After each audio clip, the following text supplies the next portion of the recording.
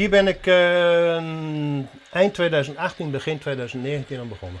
Waarom het vliegveld? Omdat ik daar jarenlang mijn jeugd heb gesleten. En ook tijdens mijn huwelijk heb ik daar dus gewoon jarenlang gewerkt. Ligt een heel stuk van mijn leven ligt op dat vliegveld. Ik ben 100% mantelzorger voor mijn vrouw. Dus thuis moet je iets gaan zoeken, een hobby. En toen ben ik eigenlijk dus een beetje begonnen aan een vliegtuig bouwen.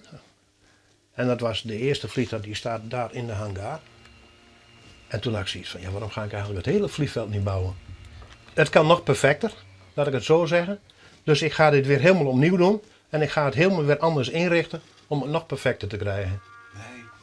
Dus je bent nooit klaar? Dus eigenlijk ben ik de aankomende jaar, dit jaar ben ik ook nog niet klaar. Alles is computergestuurd. Ik kan dus die auto's kan ik ook laten rijden. Het slagboompje kan ik open en dicht doen. Ik kan zeggen van nou oké, ik wil auto's laten rijden, ik wil fietsers laten rijden.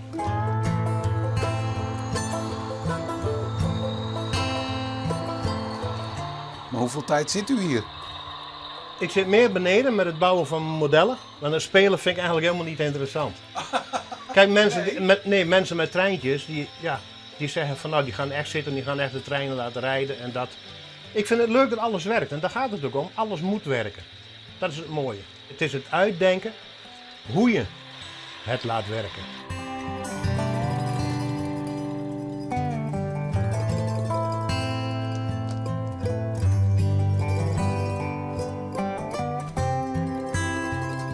U heeft last van uw hand. Ik heb dus hier, heb ik me gestoten. Met het optillen van een doos papier. En die scheurde open en arm slaat omhoog. En ik sla met mijn arm aan de onderkant tegen de pen aan van de bankschroef. Van de werkbank. En die pen die sloeg me precies hier in dat stukje waar je normaal zeg maar het telefoonbordje noemt. En sinds die tijd heb ik dus altijd pijn aan die hand. En doen die vingers die doen gewoon niks meer. Maar het meeste wat u dus heeft gemaakt, heeft u eigenlijk met één hand gemaakt? Allemaal met één hand en met hulpmiddelen. Hield u al van vliegtuigjes? Toen ik jong was, wist ik helemaal niet wat het was.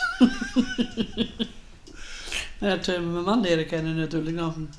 Dan waai je er eigenlijk vanzelf in. Van prachtig wat hij doet. Ja.